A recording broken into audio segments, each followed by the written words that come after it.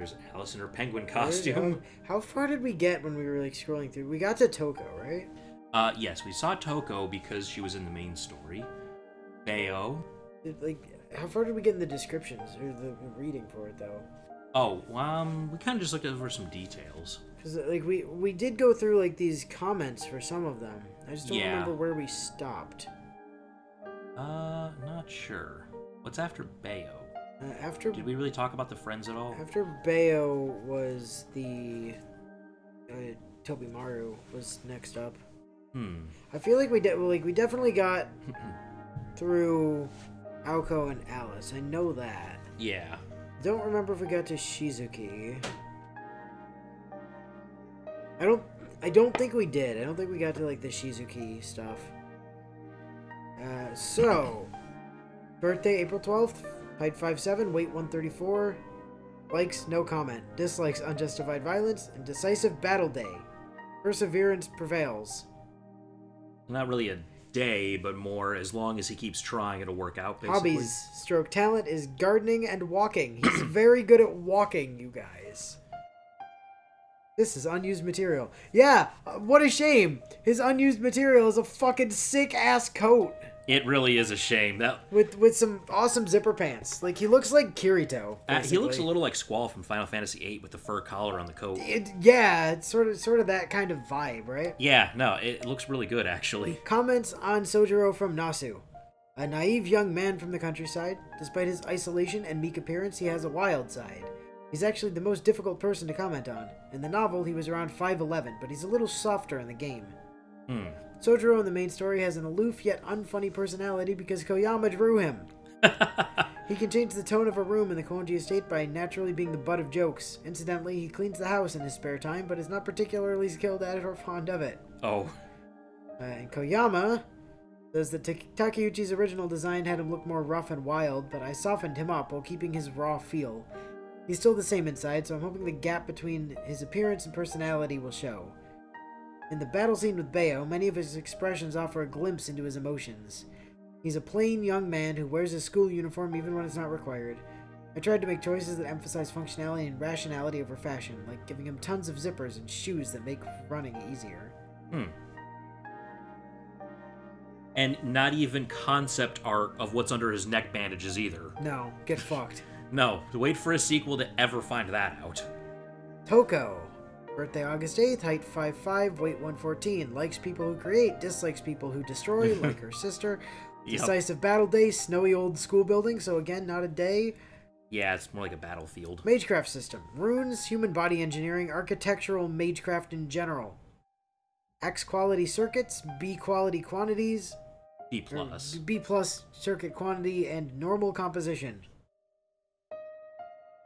Also, sick-ass line drawing of Aoko smashing down her shield. Yeah, that's pretty kick-ass there.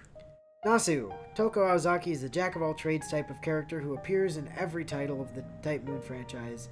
Her design is erotic, especially her legs, and depict Koyama's raw passion perhaps the most. In the character material published in 2006, Toko was 2 years older than Aoko, but with the release of the game, many things have changed. For the latest release, she's 4 years older. She's still young, though, so if you want to see an adult Toko, the Garden of Sinners is where to look. Younger sister gets older when she powers up, whereas the older sister gets younger. What is it with these two? Koyama, yeah. I can't help but feel sorry for her when I think about her situation. She's a strong person who rebuilt her life after everything that happened. It was fun to draw her with and without glasses. This is the character I wanted to draw more of in the game, including before she cut her hair. The sisters may have gone their separate ways, but I'd like to see more of them interacting with each other. Her clothes are designed to look alluring yet cool and functional for both indoors and out. Still, no amount of magic will let you see what's underneath, okay? No, but I do have Pixip for that. True story. And you did draw her with long hair in the art book, so... Yeah, there is a nice shot of her with long hair and no glasses. Bayo. Birthday January 1, height 4'5", weight 77. Likes, the first person to ever defeat him. Dislikes, noise. Decisive battle day, none in particular. Magecraft system, none in particular. Regression to the Age of Gods quality, A. Wow. Regression to the Age of Gods quantity, C. Regression to the Age of Gods composition, phylogenetic tree up to the... Phylogenic? No, that says genetic. Phylogenetic. Phylogenetic tree up to the 18th century. Huh. Comment from Koyama: is it possible to stop him at this point? Oh god. He drew him as like a furry. Yeah, as like a werewolf. Also, this is unused material of him being like a doofy looking wolf standing on two legs. There's some actually really cool action shots of him though, yes. Too. And also he went Super Saiyan in that one. Like his hair is well, just like... his head isn't really properly drawn, so... Nasu, a phantasmal that's still going strong. They existed for a long time and were dropped into a werewolf village in the 18th century. A 2,000-year-old monster and natural enemy of modern mages. Attacks of pure magical energy can harm them, but magecraft is rendered useless. In a way, they're like a relative to Arseed, so they share a similar aura. Huh. It's wild to talk about it, but they don't have a specific gender. In the unlikely event that they find someone, they can adjust their sex to match their partner. It's like the manga They Were 11. Alright. Don't know that one. Koyama. Since they're a werewolf, I drew them in various forms. Bayo can instantly transform between the full wolf and bipedal forms to best suit the occasion. In the same way humans don't put any conscious thought into moving each finger when they use chopsticks. Bayo can run on 4 feet or grab something with their hand depending, one word, on what they want. However, they're also capable of consciously controlling their limbs. Natural werewolves can't take the form of a full wolf, and their transformation is slow. To quote Bayo, they're so half-baked, it's like, what the heck? Ha! Makes me feel kind of sick, you know? Ha!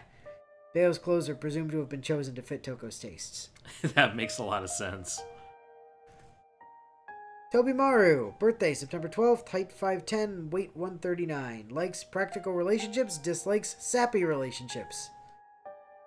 Hobbies and talents, walking around town and dictatorial leadership. Nasu, the most fun character to write, part 1. Oh. He's pessimistic, socially righteous, and talks like a delinquent, yet is still treated like a prince. He has a foul mouth, but his personality is meticulous and rational. While he believes in elitism, he doesn't hesitate to call elite scum. Of course, he himself is one of the elite. I wanted him to wear a coat that looked like Detective Columbo's, because I wanted him to be the kind of handsome guy that could pull off even the shabbiest of outfits. A true relic from the 80s. He'd look great in a pink wool sweater, too. Damn. Okay, Natsu. Koyama. He was unexpectedly challenging to design despite being a secondary character. I don't think the original Takeuchi design draft has been made public, but it seems to have been roughly like this. He combines feminine delicacy with wildness, and has a rationality that suggests he's mentally mature. I probably couldn't have come up with this design on my own. I heard that he and Sojiro make a good team, so I think we can expect to see more of them together in the future. Interesting. And they got a concept art with him with different hair, like straighter, a little longer. And also like a bowl cut? Yeah, I don't know what's going on with that one.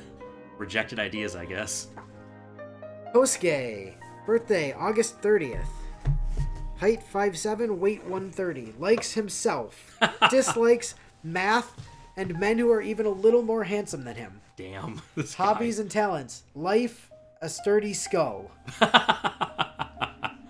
Nasu, the most fun character to write characters, part 2.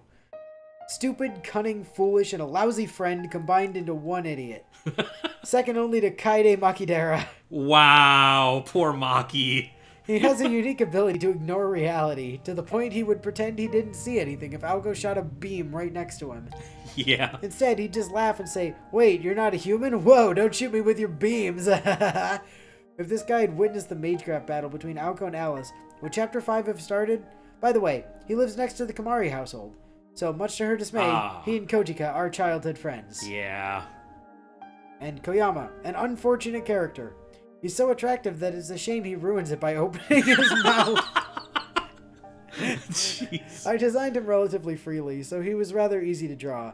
I think the teacher would stare at him if he had hair like this in real life, but he seems like a nice guy at heart. Laughs. And there was a great concept art of him with, like, short, spiked up hair. Spiky, like, more delinquent-y, even looking hair.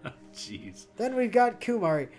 Hey, and they've got the Sweethearts outfit in Oh, here. yeah. It makes so much more sense now. Yeah, okay. Because we saw that before, we're like, well, that's weird. They've drawn her as a magical girl for some reason. Yeah. Kamari Kojika. Birthday, I did it again. Oh no, I did it right around that time. Birthday, November 10th, height 4'11". She's very short. She is tiny. My sister has a friend who's literally like 4'10". Wow. So I know how, I literally have a reference for how short that is. Yeah. She's a high school teacher now. Wow, nice. Yeah, I don't know how. She must get, apparently she still has kids stand up to prove their superiority by just being taller than her. Which is great. Weight 88. Likes a smart lifestyle. Dislikes muscleheads and chores. I thought that said chodes for a second. Hobbies and talents, collecting books and cooking Chinese food. Oh, she's got that in common with Rin, I guess. Also, we do have a rejected concept art of her with, like, Braids? braided twin tails. Yeah, no, that looks pretty good. Which is very cute. Nasu. The Miracle of Misaki. A gem that could have taken the world by storm if only she were more friendly. Her father, a fanboy of pirates, based Kojika's name, which means golden deer, on Captain Drake's ship, the Golden Hind. Hind, yeah. Yeah, as her surname is a homonym for bear, I feel that she has probably had conversations that go thusly. Sojiro, so does that make you a bear or a deer? Kojika, I'm a pelican. At 11 p.m., when she comes home from her part-time job, she turns on the only light in the store, organizes the poorly arranged cash registers, and takes care of the day's accounting. To put it bluntly, without Kojika, the Chinese restaurant would have failed within a month. Wow. So the Kamari family lost their mother, so Kojika takes care of her brothers. She's like a mini-mom. Mini, alright. Koyama. According to Tsukuri, the game director, she's a true heroine, but has few opportunities to play an active role. She was the last student to be designed, as she was not initially part of the cast. I think the final request was to have the picture-perfect tsundere bereft of any actual dere. Ooh. She's a good character, and I would have liked to see her take a more active role. They left her casual outfits and the design of this Sweethearts version outfit up to me, so I had fun with them. So he came up with the Sweethearts outfit, huh? Sure did. Because they didn't have any edges and said, just do something. Also, her casual outfit was also left up to him. I see. Which, So why did you he's not draw pants? Yeah, he's the reason why there's a sketch of her with shorts and with the jacket obscuring her shorts. And also, she's wearing, like, more like board shoes, like skateboard, like, Yeah, kinda. flats in that one, as opposed to boots when she has the shorts. Yeah, he really changed the design there. He did keep the thigh-high socks with the double, like... Yeah, they kept that from Rin because she's a tsundere, rings. so...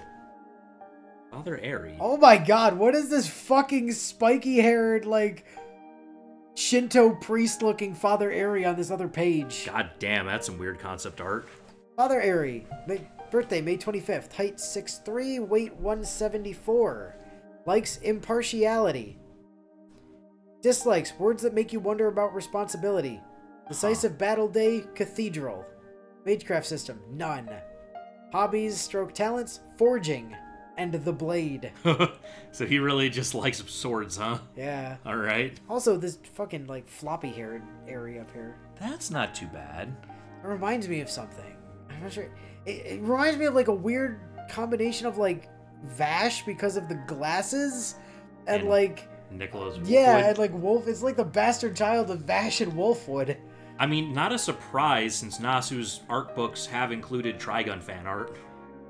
Nasu, the priest of the mysterious church, a staple of the Type Moon series, but still a warrior priest who's completely different from Seal of Tsukihime or Kodomine and Karin of Fate. When I submitted his character background, which could not be covered in the first chapter, to Koyama, he drew up various sketches. They were the product of the late 90s, when I was writing the old version of the books, and was still devoted to the stunning yet strong character archetype. Nowadays, it's possible to get away with such a straightforward approach.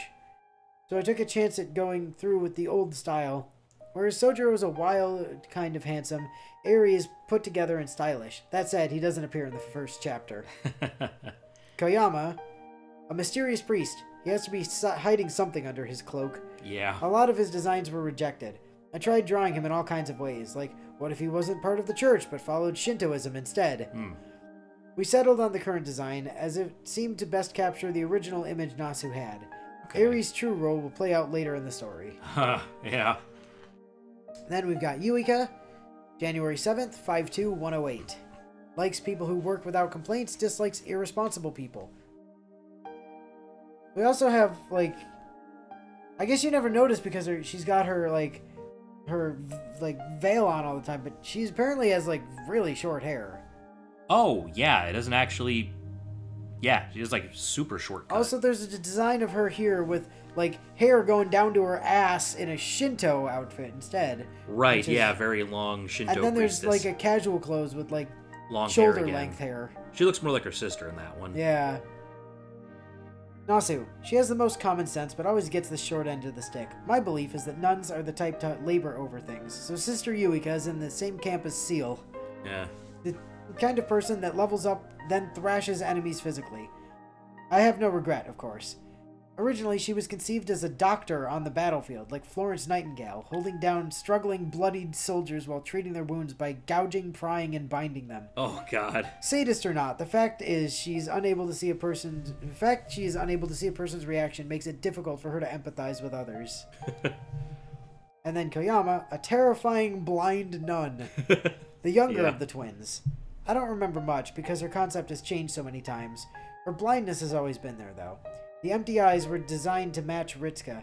At one point, they looked exactly alike, but Yuika kept that design while Ritsuka was given a whole new one. Ah. I wanted to design casual clothes for Yuika. So he did. Yep. Naturally. Ritsuka! Rejected when she was a normal, beautiful woman. Oh. Which is just her wearing a coat and a skirt instead of a orange... Less irresponsible looking, I guess. Pants. January 7th, 53110. Likes detective novels and days off. Makes sense. Dislikes people who spoil endings. Decisive battle day, she has none. Magecraft system, dark arts, metamorphosis, and self-sabotage curses. Wow. Mage circuit, Quality C, quantity C, normal composition. Yep. So very average mage. Nasu, your typical good-for-nothing woman who lives the more comfortable life of the Susei twins. She originally came from a good family of the church, but defected to the Mages Association early on and has been working as a double agent ever since. She doesn't even care which side has her true allegiance anymore. She'll dress in different outfits and walk around the shopping district depending on her mood. She resides in the apartment that Sojiro used to rent. Although she's Yuika's older sister, she doesn't behave like one. The staff expects her to play an active role in the future as a Kohaku-type woman or something like that. Ah, okay.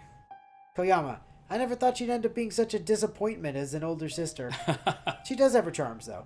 I'll never forget how brilliant she shone in the extra scenario. I wonder if she'll wear a religious habit. As the sisters are fraternal twins, their appearance differs, mainly their style. I do like her style. Then we've got Friedel. Okay, so... Birthday, May 1st, height 5'4", weight 110, likes nothing, dislikes everything. Almost everything. Magecraft system, modern dark arts. I see. A quality, D quantity, and normal with some signs of mutation for her circuit composition. Interesting. I like this one with the twin tails and the weird coat and shorts. That's very nice. That's not too bad. Nasu. Not much can be said about her. It comes as no surprise if you read the extras, but No Laughter at the Kuonji Estate takes place after Aoko and the others start their final year of high school. What happened to Misaki and the Kuonji Estate between January and August? That's for another time. Yeah, of course. When we asked Koyama for a girl who could pull off wearing bright pink, he almost instantly came up with the perfect design. When she was added to the regular cast, every day from then on was as chaotic as the extra chapters. Huh. Koyama. Pink. She made an abrupt appearance only in the extra scenarios. Initially, she was designed to be a ponytailed, knee sock-wearing singer that made you think, is she some kind of Vocaloid character? Her mood swings make a somewhat volatile character. Some higher-ups have told me she'll have concert scenes in the future. I hope they aren't messing with me. She was designed relatively early on, so she has a jacketless version. Her slightly drooping eyes contrast nicely with her fiery words and actions. Come to think of it, aren't there a lot of fiery women in fiction? Well, in Type Moon, I suppose. Then we've just got sketches for Yamashiro and Tokiji. Oh yeah, Tokiji had a few different designs. I like this one where he's just like... He's a bit younger there. Why is Almost Why is he middle-aged, basically just, you know, Takamichi T. Takahata? A bit similar, yeah. Now for the adults in the story from Nasu. Mr. Yamashiro is a teacher who operates at the beat of his own drum and looks dependable at first glance, but will only do anything as long as there is no risk to himself. Old Man Tokitsu was designed as a happy-go-lucky retiree who's very childish at heart, and the type to say things like, "Gentlemen don't care what the world thinks of them, Alice." Or thinks of them, Alice. Oh, and everyone in media can go jump off a cliff. I like both of them. Not sure why. Not sure why I felt the need to comment, but I guess it just made me realize there are no sane adults in the story. Yeah, a little bit. Koyama. Mr. Yamashiro is probably just as wicked as he looks. I even thought of an evil version of him. It'd be interesting to see how he and Aoko interact. Tokitsu was the last character I slipped in. I designed him with an artist in mind, but one who's still a child on the inside, like maybe he had a glint in his eye or something. Unfortunately, people misunderstand him easily, which makes it hard for him and everyone else around him. We got some art of Robin and Twiddledee and Tweedledum. And also Diddle Diddle. Yep. Oh, right, that's why she liked Diddle Diddle. It's the cat thingy. Yeah. That's right. Then design drafts of Flat Snark. Yeah, some really good art there. My god, there's some excellent shit going. Vandersnatch. Jeez. Humpty Dumpty. Oh, yeah, there's Sweethearts. Yeah, yeah. The chocolate box, which, I mean, it's pretty much the same thing that showed up in the game. Nothing right there. Scratch Dumpty. Sixpence chocolate. Yeah. Thames Troll. The Thames Troll. Yeah, okay. That's pretty much how it appeared in game. We've got both the wood and the stone forms. Yep. Is there concept art for the other ones? No, fuck you. Of course not. The Aoko puppet. And I think that's a sketch of Aoko commenting on it. Yeah. It looks like regular Aoko with a text bubble, but I can't see what it's not translated. And there's the final design. And then we've got down at the bottom, Takeuchi's original design. Oh, okay. Which is what this stuff is down here. Interesting. So that's kind of neat. Yeah. And then a bunch of magic circles. Oh, we've got Aoko's magic circles. Yeah. Yeah, all the different concentric circles that make up her lasers and stuff. Right hand on ground. Both hands on ground. Nice. Wow. Ultra scale magecraft. Yeah, there's a bunch of really neat shit. And then now there's a bunch of sketches in Japanese, and I can't read any of it. I know. But there's Alice sitting on a moon. It's the clock tower when she was watching the Flat Snark battle. And then I discovered this. Remember the other day when I was like, man, I really wish somebody had put together a fucking map of the Koonji estate so that we could understand the layout of it. There's been one in this fucking book the whole damn time. But it told you not to open it. But it told me not to open it. Yeah. But we got the first floor, the second floor, and the third floor all like individually laid out. They actually have a blueprint. And then like an outside so you can see where things are relative to it's like labeled the sunroom and everything. Yeah. So. No, yeah, they actually put thought into all that. So as you come up through the main entrance, you come into the foyer, and the bathroom is like immediately to your right. Yeah. And then the west wing is like immediately off to the left, with the study and the greenhouse off of that, and then a staircase up to the second floor. There's the Alice zone. That's on floor 2. Yeah, up the stairs. Still on floor 1, you've got a changing room under the staircase with the bath connected, as opposed to the washroom. Okay. Then you've got, as you're going down that right-hand hallway, you've then got the drawing room off to the right, the dining room on the left. Off of the dining room is the storeroom and the kitchen. Yeah, okay. The sunroom there. And then the sunroom is off of the drawing room. Yeah. Farther towards the back before you make a left through a passageway that goes out to the library. Yeah, the outbuilding, which is a library. Then the second floor, you've got coming up from the main floor into like a central drawing room on the second story. And then the west wing, you've got the Alice zone. And a then, guest room in the back. A guest room in the back. And then on the east side, you've got the guest rooms. You've got the study, Aoko's study, and then Aoko's room. And then third floor, obviously, we have Sojiro. Just Sojiro. And a Yeah, tower in the back. Right. Yeah, the rest of it is just sloping roofs, basically. Neat. So, yeah, they did actually provide a map, which would have been helpful to have when we were questioning the layout of this place. Right, to figure out, like, the killer and how people were moving around and all that. Yeah. It was a little tough. And then we've got sketches of, like, all the various rooms. Actually, I think this is the art that appeared in the final game for the most part. Yeah. So, yeah, all the backgrounds are in there. And then... And then there's this, like, 30-page long narrative. Right. Of various I don't know what. It's called Magician's Basic Tune, apparently, because there's credits for it at the end. Right, so... Or, alternatively, The Honey Adventure, as it's called at the front. Yeah. We'll probably do that next time, I guess. I don't know. Maybe? I don't know, we'll think about that. Like, we could read through the whole thing, I guess, but... Might be... I mean, we'd definitely get through it in one sitting. It's not that long. Yeah, probably. Yeah, there's a lot of blank space there. Seems to... I mean, I'm seeing the church members showing up, and also Alice and Sojiro and some guy named Ichigazuka. Yeah, there's two characters on the front that are gonna get introduced, it looks like. Ichigozuka and Yoshitsune Mino.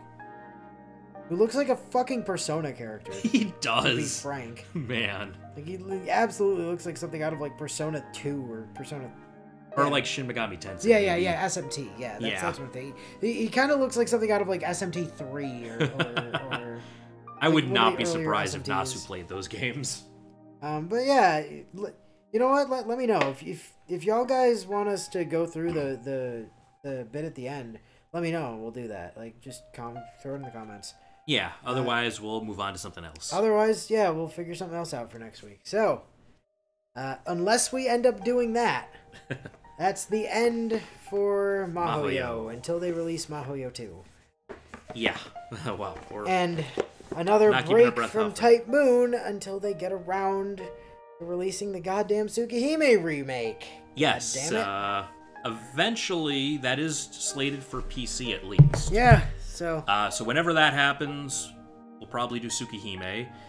And then, yeah, we'll figure out something else. Yeah, which we'll have to, because we don't have a plan for it yet. Yay, we're prepared. Anyway, till next time. We'll catch you later.